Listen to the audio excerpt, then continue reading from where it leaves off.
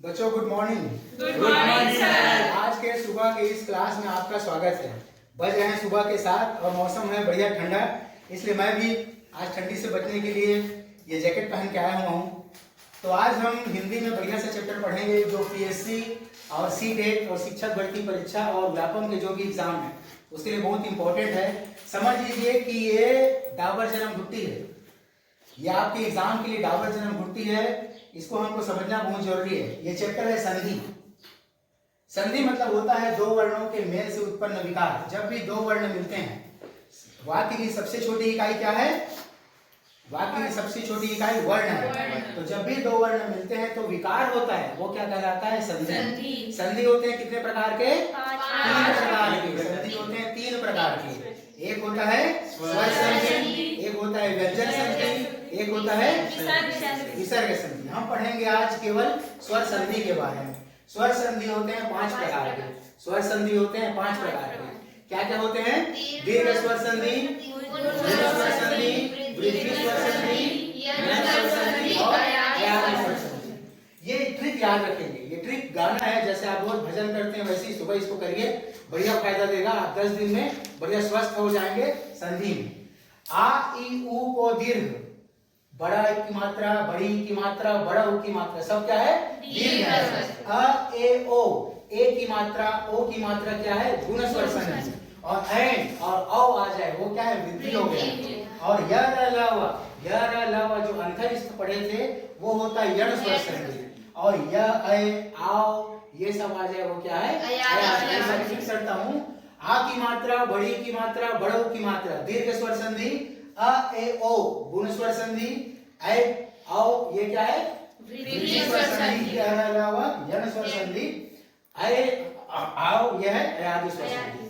अब हम बात करते हैं दीर्घ स्वर संधि की। सबसे पहले याद रखिए जिसमें बड़ा की मात्रा हो, बस और कुछ नहीं।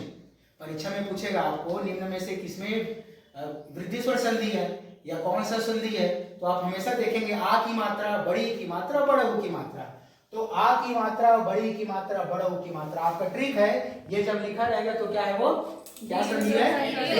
जैसे देखिए ये गीतांजलि आ की मात्रा, धर्मार्थ आ की मात्रा, अस्ताचल आ की मात्रा, सत्याग्रह आ की मात्रा, जलागम आ की मात्रा, नवागत आ की मात्रा, रत्नाकर आ की मात्रा, देशांतर आ की मात्रा, अतीव ईव की मात्रा, महेंद्र बड़ी की मात्रा, नारीश्वर बड़ी की मात्रा, भानुदय बड़ों की मात्रा। जैसे आएगा वधुस्तव, क्या आएगा?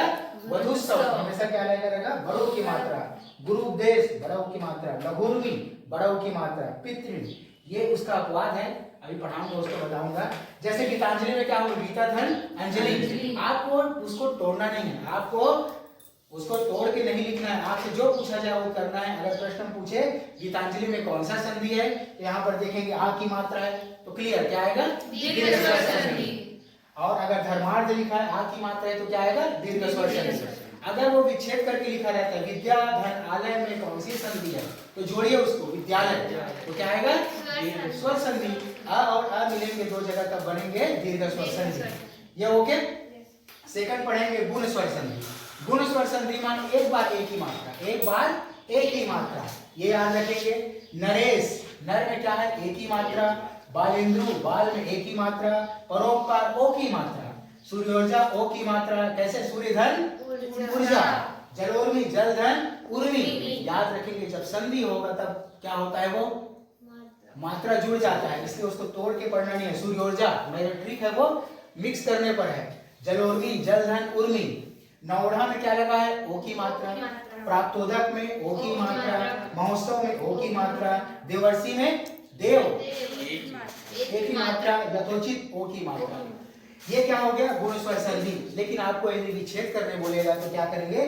पर धन उपकार, सूर्य धन ऊर्जा, प्राप्त धन उदक, महाधन उत्सव। अब यहाँ पर आएंगे वृद्धि स्वर संधि।